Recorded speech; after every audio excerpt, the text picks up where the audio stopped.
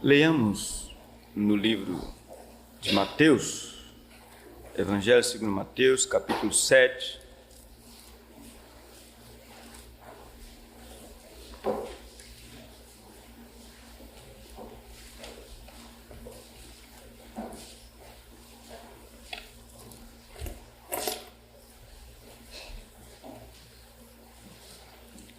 Mateus 7, eu vou ler a partir do versículo 7.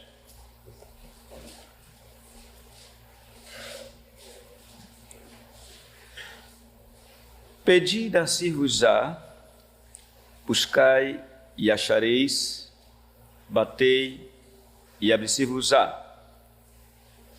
Pois todo o que pede recebe, o que busca encontra, e a quem bate abre-se-lhe-á.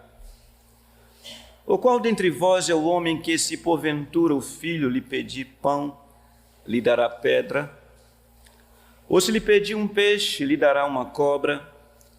Ora, se vós que sois maus, sabeis dar boas dádivas aos vossos filhos, quanto mais vosso Pai, que está nos céus, dará boas coisas aos que lhe pedirem?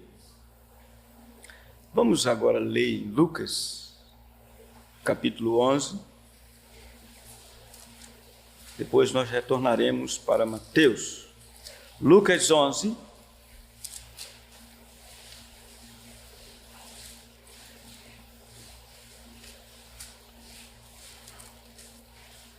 Versículo 13.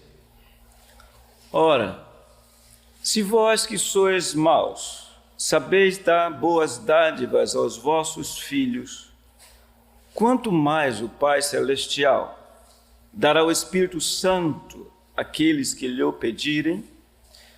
Ó bondoso Pai que estás nos céus, nosso Pai, nosso Deus, em nome de teu Filho, nosso Senhor Jesus, mais uma vez nós suplicamos a Ti, dá-nos entendimento. Por isso, dá-nos o teu Santo Espírito, para que as tuas verdades sejam recebidas por nós, guardadas no nosso coração e colocadas em prática.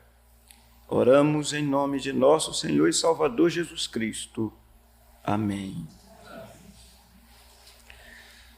Retornando ao livro de Mateus, capítulo 7, eu apenas repito o verso 11, que na verdade já lemos por duas vezes, também considerando Lucas, e as palavras são praticamente as mesmas. Quando o Senhor diz: ora, se vós que sois maus, sabeis dar boas dádivas aos vossos filhos, quanto mais vosso Pai que está nos céus dará boas coisas aos que lhe pedirem. Lembremos-nos de que nessa seção de Mateus 7, que abrange os versos 7 a 12, e mais especialmente o versículo 11, nós temos considerado a maneira de enfrentarmos as dificuldades da vida. Esse capítulo 7, ele inicia-se com uma séria advertência do Senhor para que nós não julguemos de forma condenatória, para que não venhamos a ser condenados, ou seja, julgados da mesma maneira pela qual nós venhamos a julgar as pessoas. Ora, ainda dentro desse contexto de Mateus, nós temos visto que nos nossos relacionamentos é muito fácil que nos vejamos muito bem, justos, puros, sem problema nenhum, e, no entanto, olhamos para os outros e as faltas que vemos nos outros, ainda que elas sejam pequenas, quando comparadas com as nossas próprias conhecidas faltas, e nós, muitas vezes, hipocritamente, olhamos para as pessoas, condenamos-as e ainda por cima queremos ajudá-las. E o Senhor disse: hipócrita, tira a trave do teu olho para que possas retirar o arqueiro, aquele cisquinho do olho do teu irmão.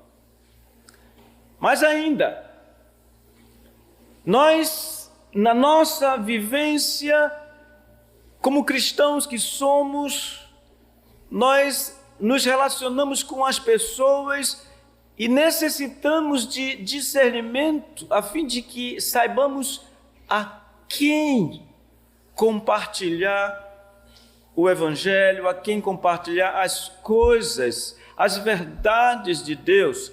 Daí que o Senhor nos adverte: não deis aos porcos o que é santo, ou melhor, aos cães o que é santo, nem lanceis entre os porcos as vossas pérolas. Em outras palavras, há necessidade de nós chegarmos à seguinte conclusão: não sou apto por mim mesmo, no relacionamento com os meus irmãos, não sou apto por mim mesmo a ajudar as pessoas se eu não for devidamente ajudado.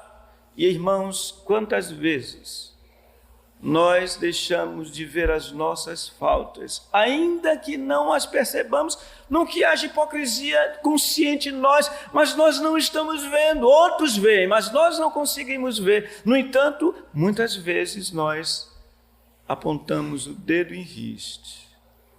Então o Senhor, como que nos dá duas coisas necessárias para que enfrentemos todas essas dificuldades, a falta, a nossa inaptidão própria, a nossa incapacidade de agir de conformidade com, em outras palavras, com este Sermão do Monte. Primeira coisa a considerar é exatamente aquilo que já vimos: a oração tanto persistente como confiante. Persistente no sentido de que pedi dar-se-vos-á, buscai e achareis, batei e abrir-se-vos-á. Ele diz: porque todo o que pede recebe, e o que busca encontra, e a quem bate abre-se-lhes-á. A segunda coisa que consideramos nos dias anteriores está ligada ao conteúdo mesmo das nossas orações.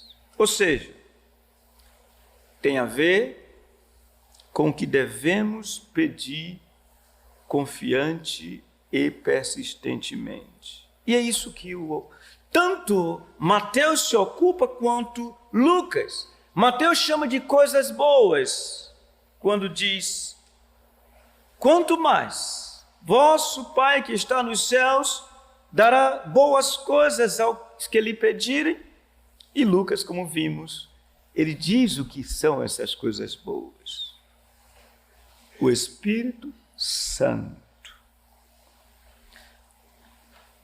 Atentemos, portanto, irmãos, para duas verdades desse texto. Eu vou ler o texto, acompanhe, para que ninguém fique perdido. O texto diz o seguinte, verso 11: ora, se vós que sois maus, sabeis dar boas dádivas aos vossos filhos, quanto mais vosso Pai, que está nos céus, dará boas coisas aos que lhe pedirem. Queremos ver essas duas verdades aqui expostas. A primeira é: qual é o significado da expressão quanto mais? E a segunda diz respeito à própria dádiva, a dádiva propriamente dita, a saber, o Espírito Santo. Consideremos, portanto, a primeira verdade. Convém lembrarmos que nosso Senhor Jesus estava aqui se dirigindo especialmente àqueles que já eram seus discípulos, aqueles que haviam nascido de novo, aqueles que foram chamados por Ele para andarem com Ele, aqueles que a quem ele se dirige dizendo que Deus, o Pai Celeste, é vosso Pai. Portanto, o Senhor está falando aos que já eram crentes. E como crentes, estes já possuíam o Espírito Santo habitando em si em alguma medida. Digo isso porque quando o Senhor está falando essas coisas, ainda não tinha se cumprido as Escrituras de um modo mais completo no que diz respeito à vinda do Espírito Santo de uma maneira ímpar e inusitada. O derramamento do Espírito Santo ainda não tinha ocorrido, mas eles eram filhos de Deus, portanto eram crentes, repito, eram discípulos. E eles, portanto, deveriam se apropriar mais e mais do Espírito Santo. E essa apropriação aconteceria na medida em que eles pedissem, buscassem, batessem. Meus irmãos, o que estou falando? Nós encontramos o cumprimento, em certo sentido, no livro de Atos. Eu peço que vocês abram em Atos, capítulo 1. Nós estamos querendo entender o que significa esse quanto mais dentro do seu contexto. Em Atos, no capítulo 1, que é, na verdade, uma continuação daquilo que o Senhor Jesus começara a fazer e mostrar as coisas que foram mostradas segundo Lucas no seu Evangelho. E então, no verso 4, Lucas diz: e comendo com eles, ou seja, depois da ressurreição, determinou-lhes que não se ausentassem de Jerusalém, mas que esperassem a promessa do Pai, a qual disse ele: de mim ouvistes. Vejam que no capítulo 4, mas antes de chegar no capítulo 4, vejam no versículo 8, na verdade. E para chegar ao versículo 8, eu vou ler, por favor, o verso 5. Porque João, na verdade, batizou com água, mas vós sereis batizados com o Espírito Santo, não muito depois destes dias. Então os que estavam reunidos lhe perguntaram: Senhor, será este o tempo em que restaures o reino a Israel? Respondeu-lhes: não vos compete conhecer tempos ou épocas que o Pai reservou pela sua exclusiva autoridade. Leiam comigo, por favor, o verso 8. Mas recebereis poder ao descer sobre vós o Espírito Santo, e sereis minhas testemunhas, tanto em Jerusalém, como em toda a Judéia e Samaria e até aos confins da terra.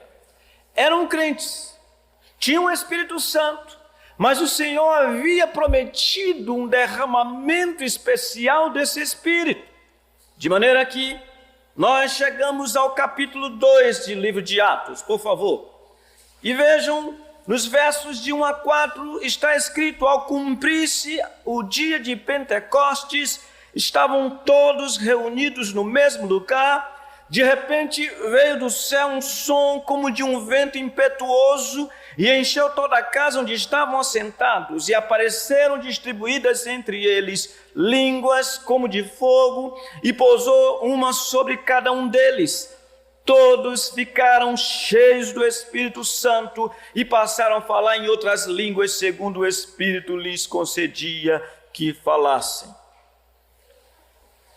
Nós chegamos então aqui em Atos e vemos que aqueles crentes a quem o Senhor Jesus se dirigiu dizendo: peçam, batam, busquem, peçam coisas boas. E segundo Lucas, peçam o Espírito Santo, porque se vocês que são maus, vocês sabem dar boas dádivas aos filhos de vocês, quanto mais dará Ele o Espírito Santo aos que lhe o pedirem.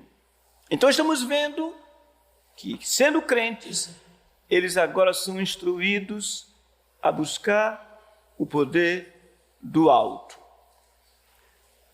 E vejam, meus irmãos, esse quanto mais Ou seja, aqueles que já possuíam o Espírito Santo, é mais e mais concedido este mesmo Espírito Santo.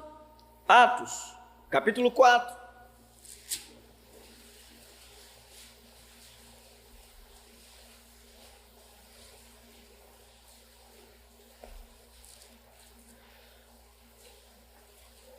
Nos versos de 5 a 8.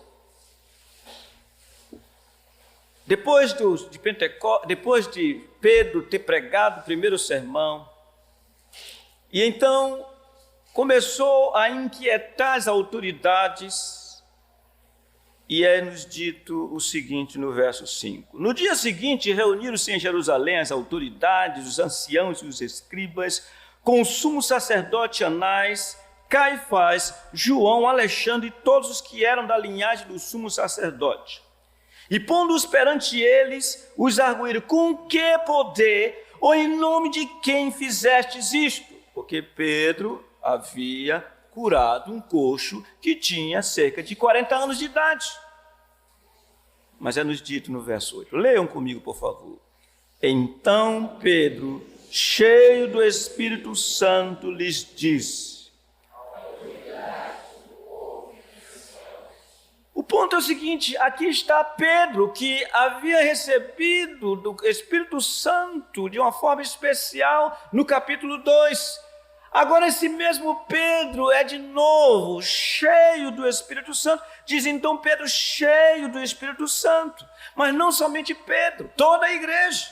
Aqui mesmo no capítulo 4, nós verificamos que depois que esses homens foram perseguidos, diz o verso 13 que todos viram a intrepidez de Pedro, mas o prenderam por causa da postura dele.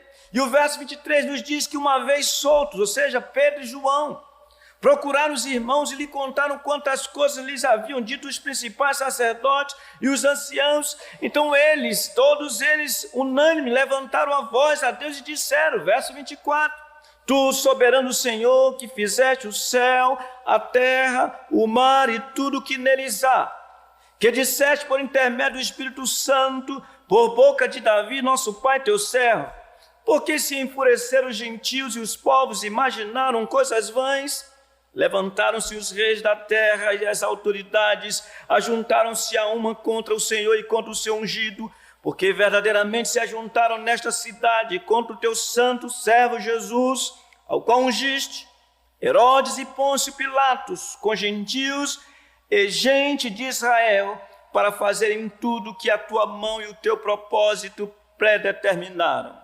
Agora, Senhor, olha para as suas ameaças e concede aos teus servos que anunciem com toda a intrepidez a tua palavra. Que diz o verso 31? Leiam comigo, por favor. Tendo eles orado, tremeu o lugar onde estavam reunidos, todos ficaram cheios do Espírito Santo e com intrepidez anunciavam a palavra de Deus.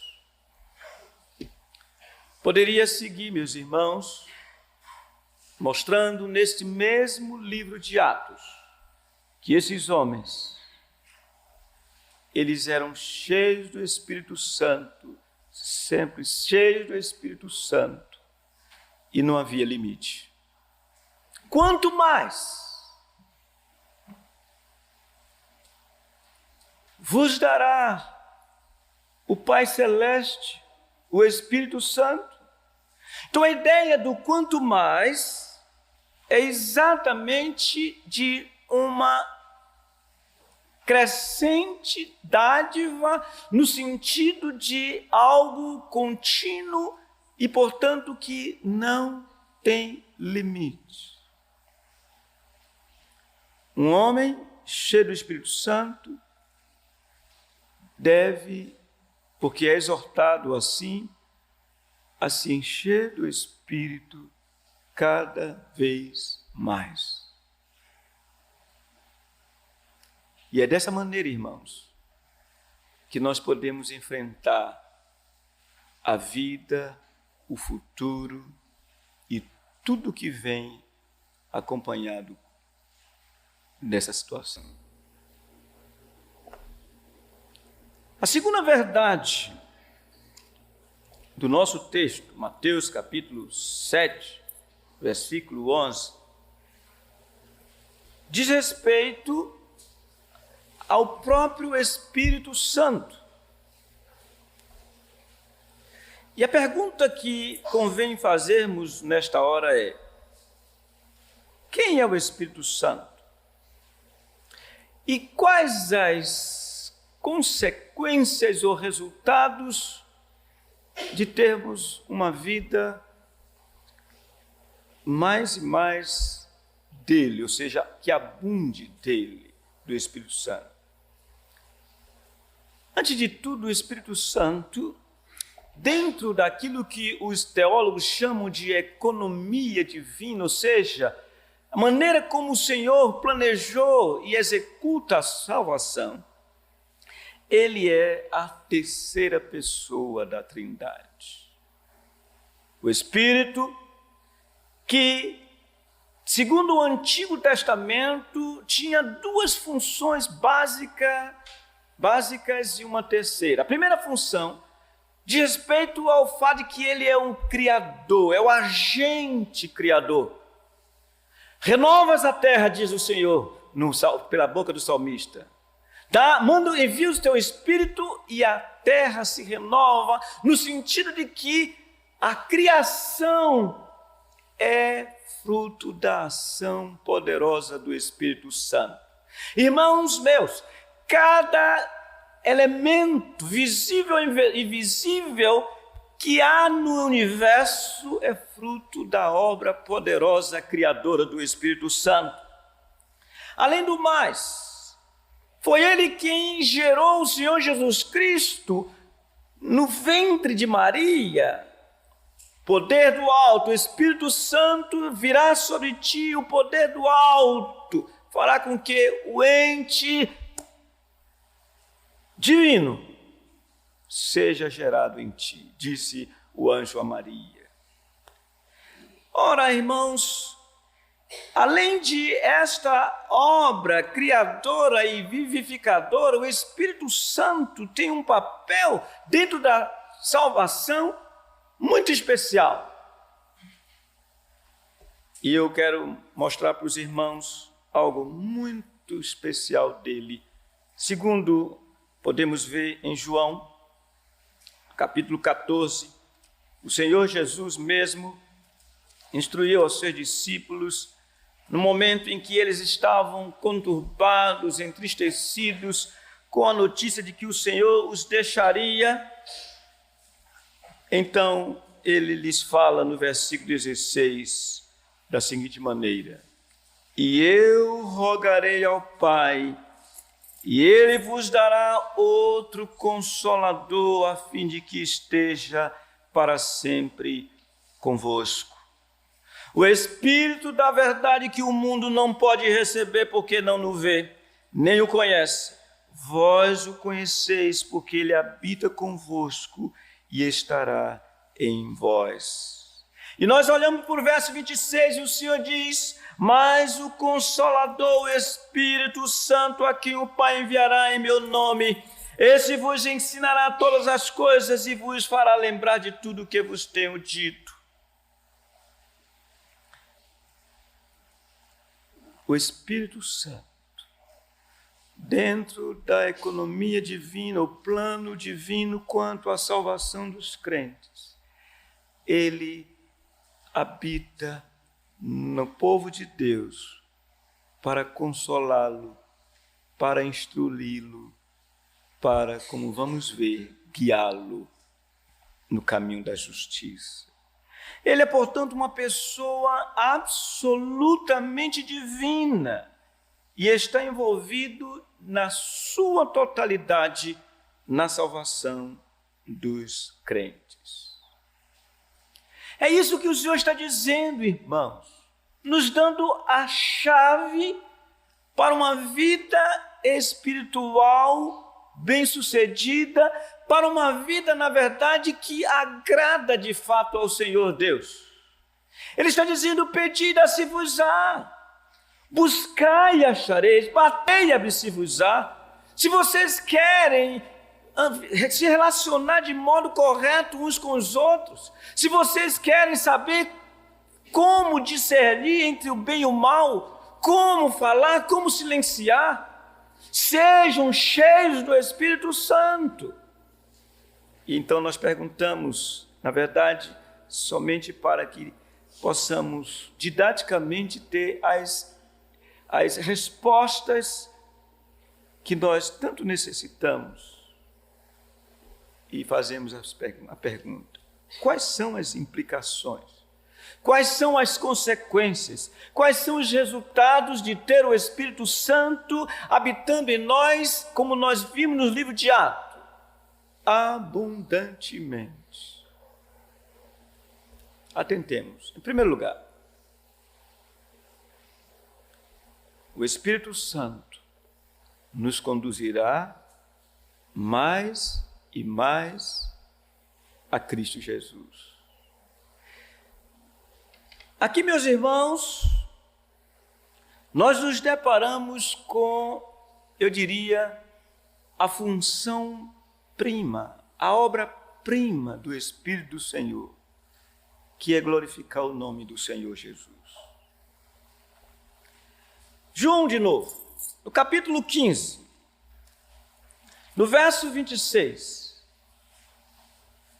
é-nos dito: quando, porém, vier o Consolador, que eu vos enviarei da parte do Pai, o Espírito da verdade que dele procede, esse dará testemunho de mim. Ah, meus irmãos, eu digo para vocês o que vocês já sabem, mas nós precisamos guardar isso muito bem guardado no coração. Não há nada neste mundo, nada nesta vida, nem no porvir, que se possa comparar com o conhecer a Jesus, com o conhecimento do Filho de Deus. Nos evangelhos, nos sinópticos, ou seja, Mateus, Marcos e Lucas, há um episódio que nós conhecemos como a transfiguração. Naquele episódio, o Senhor, depois de levar consigo Pedro, Tiago e João, no Monte Santo, as suas vestes se transfiguraram, ele foi transfigurado.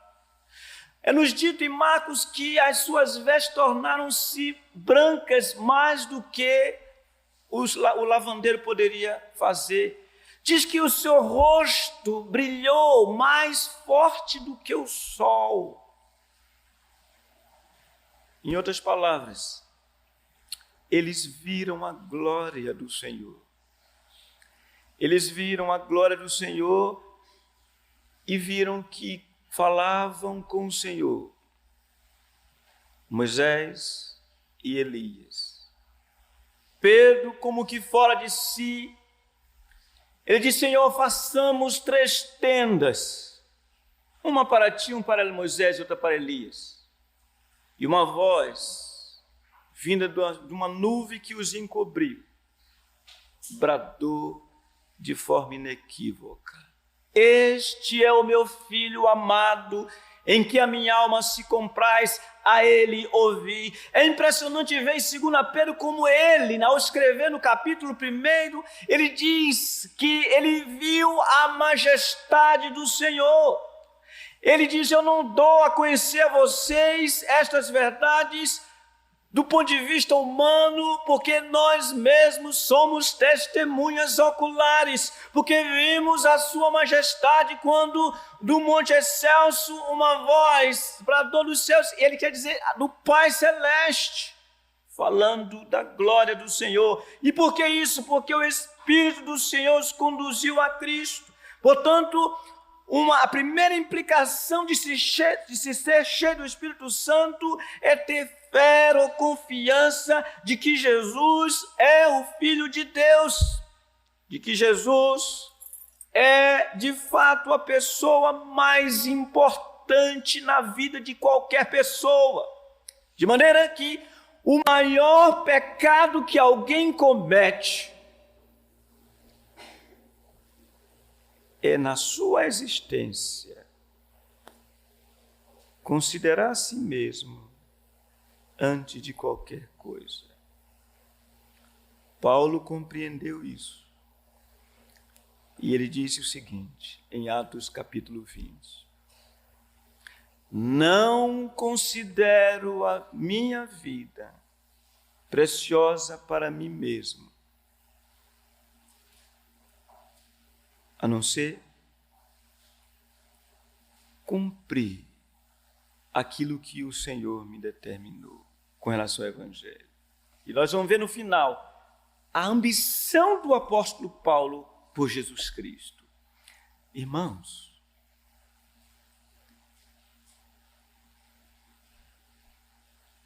um dos sérios sinais de que é cheio do Espírito Santo é exatamente a confiança no Senhor Jesus Cristo. Isso é obra do Espírito Santo. Mais e mais o Espírito conduz os seus ao Senhor Jesus Cristo. Ou seja, conduz a fé, a confiança, mas também o conduz à conformação à imagem do Senhor. O Senhor Deus, quando nos chamou, foi com um propósito de sermos conformes à imagem do Senhor. Por isso o apóstolo Paulo, em 2 Coríntios, no capítulo 3, diz que nós, com o rosto desvendados, contemplamos a glória do Senhor e somos transformados de glória em glória na própria imagem do Senhor, pela ação do Senhor, o Espírito Santo. De maneira que, quem é o homem crente? Quem é a mulher crente? No mínimo, é aquele que não se conforma com a ideia de ser como é. Pelo contrário, seu desejo é chegar à estatura do varão perfeito. É Cristo. Seu desejo é Cristo. Seu desejo é se parecer com Ele, é ter a mente dele, os pensamentos dele, andar nos caminhos dele. E isto é a prova de que ali habita o Espírito Santo.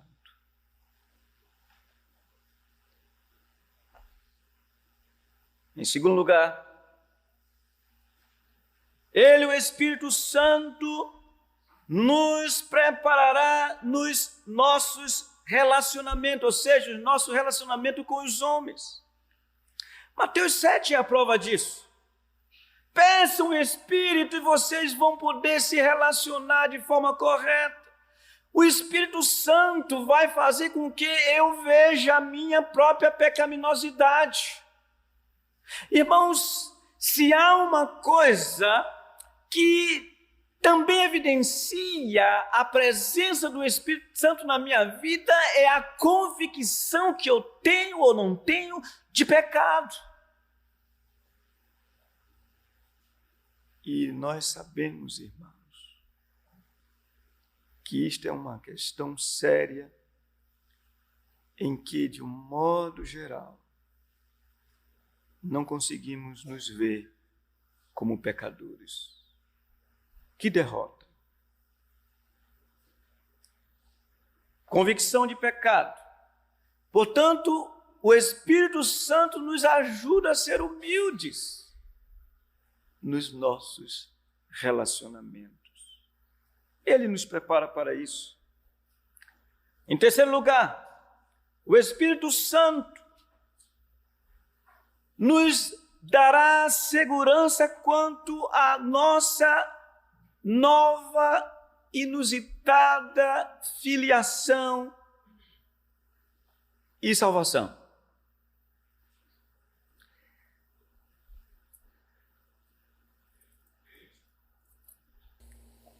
nós vimos que ele é o Consolador. É o outro Consolador. Nós vemos no Salmo 35, logo no início, quando o salmista disse ao Senhor Deus: dize a minha alma, eu sou a tua salvação, ou tu tens salvação.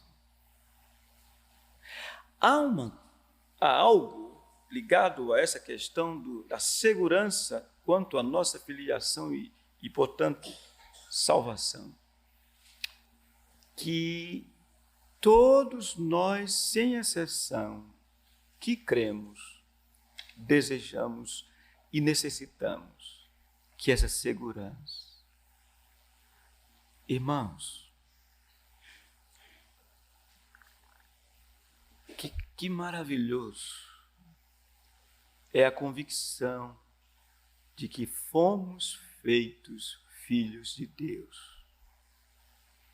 Que segurança, que consolo, que conforto sem igual. É ter a certeza de que não só o Espírito Santo habita em nós, mas que Deus nos olha de modo completamente favorável. Abra, por favor, em Romanos capítulo 8.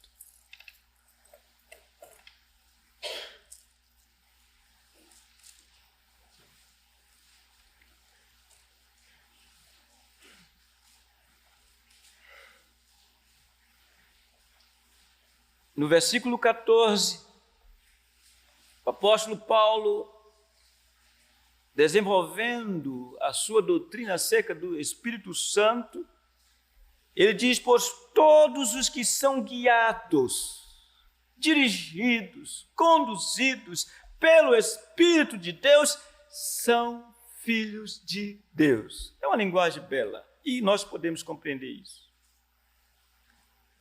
Quais são os filhos, verdadeiramente filhos de pais naturais? São aqueles que os pais olham para eles e os veem como seus filhos. E porque são seus filhos, seus pais conduzem-nos pelos trilhos que conduzem, que levam, melhor dizendo, ao lugar certo. Pais egoístas, pais que vivem em função de si mesmos, deixam seus filhos à vontade. Eles não se preocupam com seus filhos, eles largam seus filhos, eles querem gozar a vida, deixam os meninos e as meninas fazer o que querem.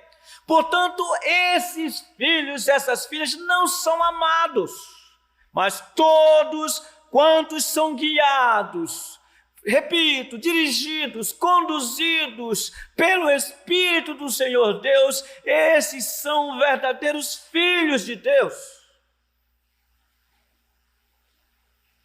E ele diz no verso 15: porque não recebestes o espírito de escravidão para viver de outra vez atemorizados, mas recebestes o espírito de adoção, baseado no qual clamamos Abba, que significa Pai. O próprio Espírito testifica com o nosso espírito que somos filhos de Deus. Irmãos, em outras palavras, ainda que sem desejar reduzir o texto, porque não estamos tratando desse texto especificamente, mas nós podíamos dizer o seguinte: Paulo está falando aqui que uma das funções do Espírito Santo é fazer com que aqueles que o Senhor chamou, esses tenham plena convicção de que são verdadeiros filhos de Deus. Eles gozam de um consolo, eles experimentam uma segurança sem par. Ah, irmãos, quisera eu que todos vocês que estão me ouvindo tivessem a convicção de que são filhos de Deus. Quisera eu que todos vocês que estão me ouvindo tivessem a certeza de que Deus ama vocês. Quisera eu que todos vocês que estão me ouvindo nesta hora pudessem experimentar a cada dia o gozo que a segurança de dizer Pai traz. Este é o papel do Espírito que o Senhor está dizendo: busquem, batam, sejam insistentes. Não parem de fazer enquanto vocês não receberem. Em quarto lugar, o Espírito Santo nos fará frutíferos como resultado de sermos guiados por Ele. Irmãos, é impossível cristianismo estéril.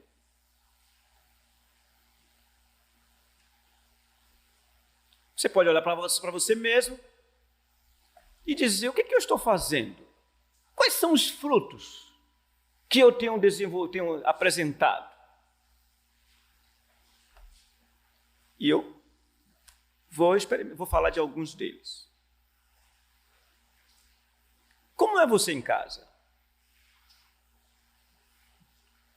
Uma das coisas que me preocupa, eu tenho falado, é ver, é saber, e é saber mesmo. Não estou aqui inventando. Que não poucos dentre os nossos filhos, em casa, dão toda a prova de que não conhecem o Senhor, que não amam o Senhor, não dão frutos. Sabe por que você se envolve na internet buscando prazeres e mais prazeres e prazeres muitas vezes promíscuos? Porque você não tem o Espírito Santo, porque você não sabe o que é a alegria do Espírito Santo, porque você não sabe o que é amar o Senhor Jesus, porque você não tem ainda a experiência de ter a Ele e de fato ter prazer na palavra do Senhor. Por isso você tem que buscar essas coisas. E eu digo isso tomando a Bíblia como base para fazê-lo. Veja o que o salmista diz: Senhor, mais alegria puseste em meu coração do que a alegria deles, quando lhes há fartura de cereal e de vinho. Por que as pessoas estão vivendo na base do entretenimento?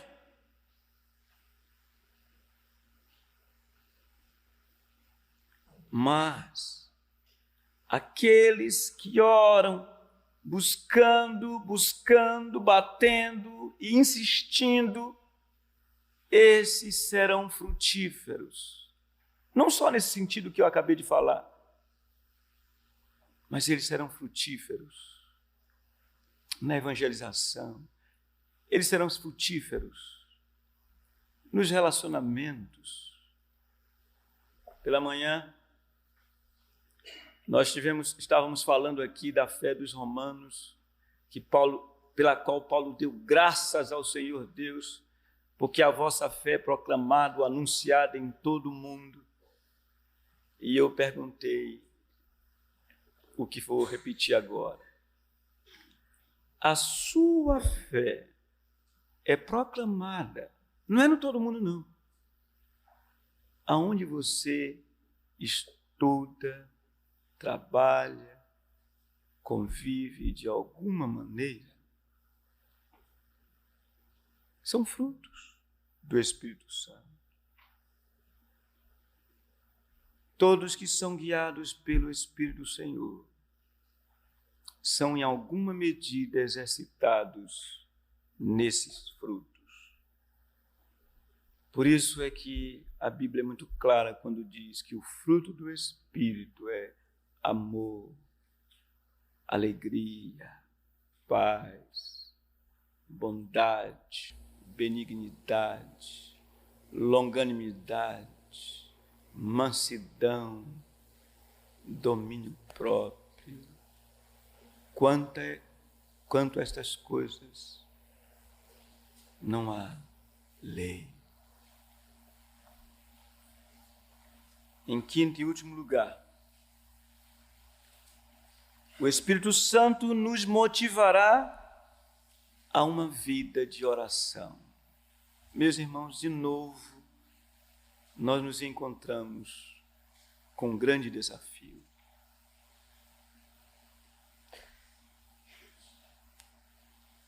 Quem tem o Espírito Santo vai orar. Não pode ser diferente. Quem tem o Espírito Santo não pode deixar de orar. Quem tem o Espírito Santo tem uma alma que anela o Senhor, quer o Senhor, busca o Senhor nas suas necessidades, nas suas angústias, não busca expedientes estranhos, mas busca o Senhor. E é exatamente o que o texto está nos mostrando aqui. Ou seja, nós nos deparamos aqui com um círculo, uma espécie de círculo vicioso. Aqueles a quem o Senhor está se dirigindo tinham o Espírito Santo, e porque tinham o Espírito Santo, podiam clamar pelo Espírito Santo, buscando mais abundância dele na sua vida, haveriam de estar em comunhão com o Senhor Jesus, a sua alma certamente vai clamar ao Senhor. Eu gosto muito, nesse particular, meus irmãos, do Salmo 90. Salmo que, lamentavelmente, não poucos usam de forma errada, de forma supersticiosa. E eu peço aos irmãos que abram lá, por favor, Salmo 90. E vejam o que é que o Senhor diz na sua palavra nesse salmo. Ou melhor, Salmo 91. Ele diz: o que habita no esconderijo do Altíssimo e descansa à sombra do Onipotente, diz ao Senhor: meu refúgio e meu baluarte, Deus meu em quem confio. E olha o que diz o versículo 14. Palavras mais belas do que estas são raras. Verso 14. A resposta divina àquele que busca o Senhor, que confia no Senhor, que permanece no Senhor. Porque a mim se apegou com amor, eu o livrarei. Pô-lo-ei a salvo, porque conhece o meu nome. E vem a certeza divina: ele me invocará, e eu lhe responderei. Na sua angústia eu estarei com ele, livrá-lo-ei e o glorificarei, saciá-lo-ei com longevidade e lhe mostrarei a minha salvação.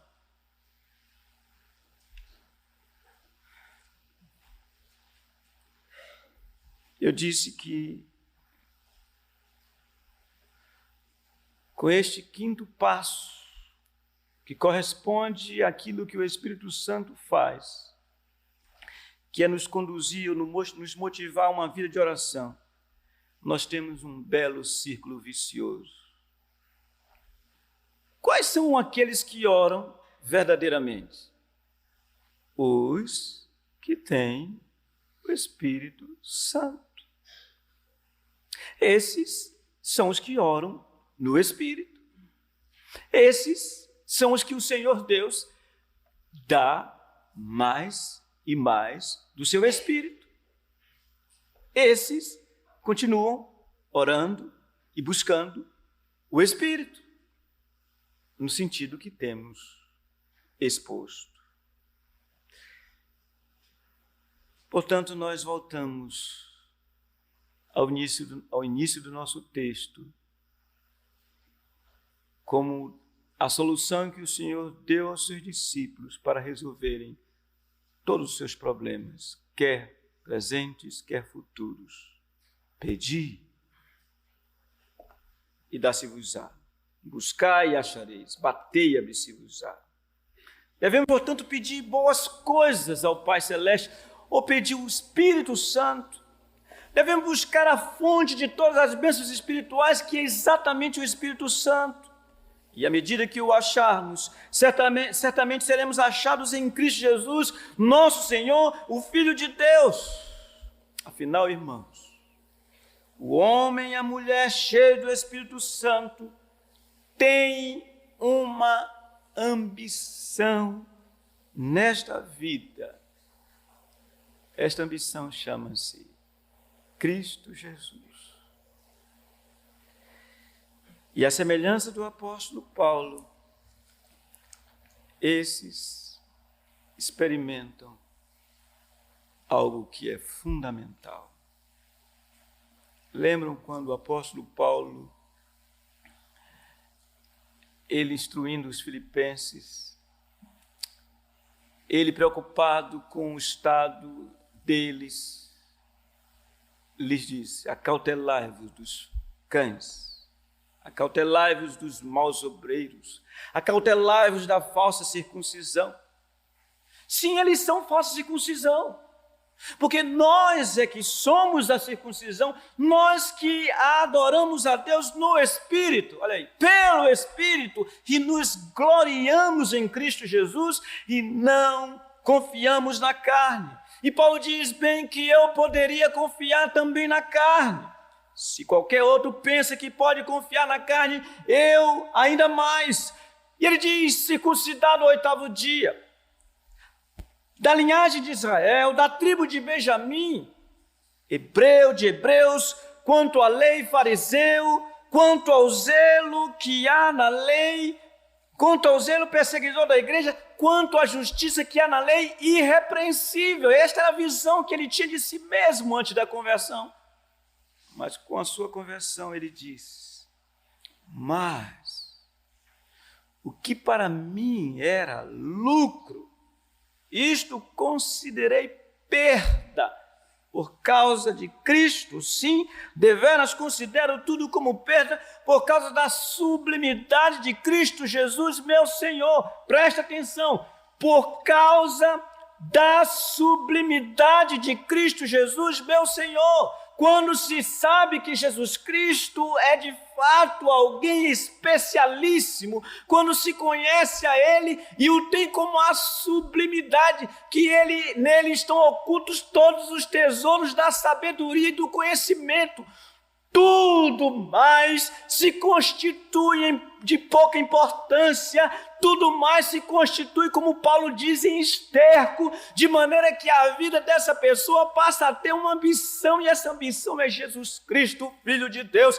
Essa pessoa passa a amá-lo, essa pessoa passa a desejar agradá-lo, essa pessoa passa a desejar querê-lo, por isso clama: Maranata, vem Jesus! E a sua vida é exatamente condicionada por este Jesus.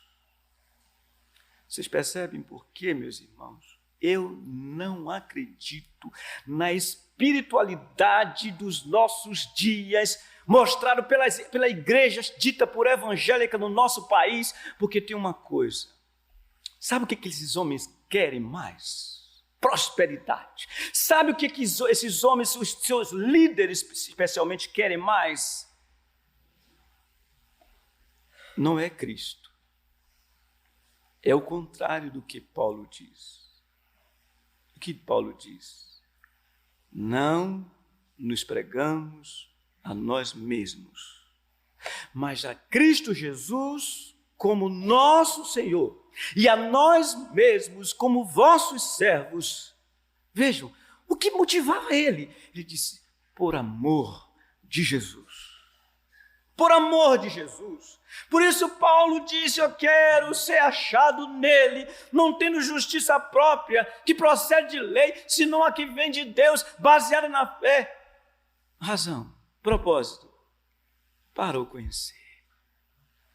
E o poder da sua ressurreição, e a comunhão dos seus sofrimentos, conformando-me com ele na sua morte, para de algum modo alcançar a ressurreição